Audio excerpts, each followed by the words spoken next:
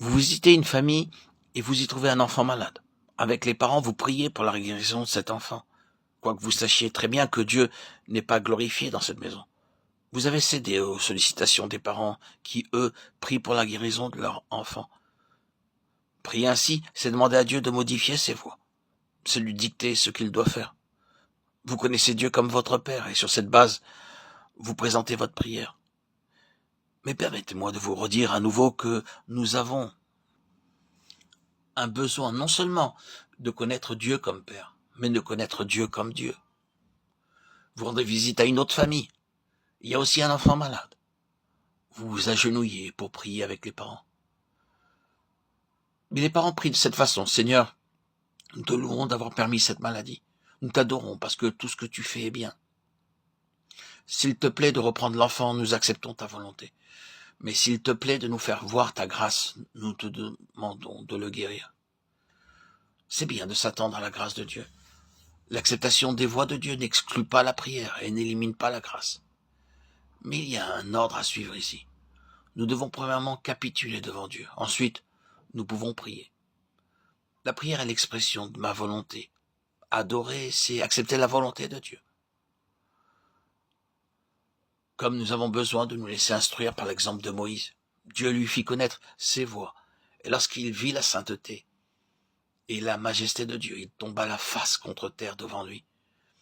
Il n'a pas argumenté avec Dieu lorsqu'il dit qu'il punirait l'iniquité des pères jusqu'à la 4e génération. Oh, combien nous avons besoin de reconnaître et d'aimer les voies de Dieu, quel que soit leur effet sur nous. Moïse désirait vivement entrer dans le pays de Canaan, mais la proclamation que Dieu lui fit de ses voies fit s'éteindre tout désir personnel et le courba jusqu'à terre dans l'adoration. Frères et sœurs, nous ne devons pas seulement apprendre à accepter la volonté de Dieu et faire son œuvre. Nous devons aussi apprendre à aimer ses voies. Trouvons notre plaisir dans tout ce qu'il fait pour son bon plaisir. Ne demandez donc pas à Dieu de changer sa manière d'agir à votre égard ou à l'égard des autres. N'avez-vous jamais supplié de pardonner à un certain frère, de ne plus le corriger, tout en sachant que ce qu'il faisait était injuste? Ce n'est pas là adorer Dieu. Souvent nos prières ont pour objectif de modifier les voies de Dieu. Sans considérer ses voies, nous ouvrons notre bouche pour lui demander de limiter la pression ici, la maladie là, et les difficultés quotidiennes ailleurs. Prier de cette façon, c'est demander des grâces en ignorant les voies de Dieu.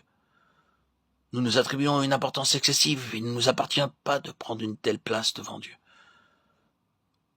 Nous ne nous courbons pas devant lui. Moïse était tout autre. Avant de prier, il reconnaissait la souveraineté de Dieu et acceptait ses voies.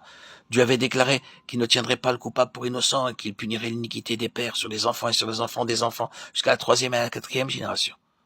Aussitôt Moïse accepta les voies de Dieu et se prosterna devant lui pour l'adorer. Il reconnaissait que c'était là la manière de Dieu de faire son œuvre. Et il capitula. C'est pour faire appel à la grâce qu'il pria, mais seulement après avoir accepté sans réserve les voies de Dieu.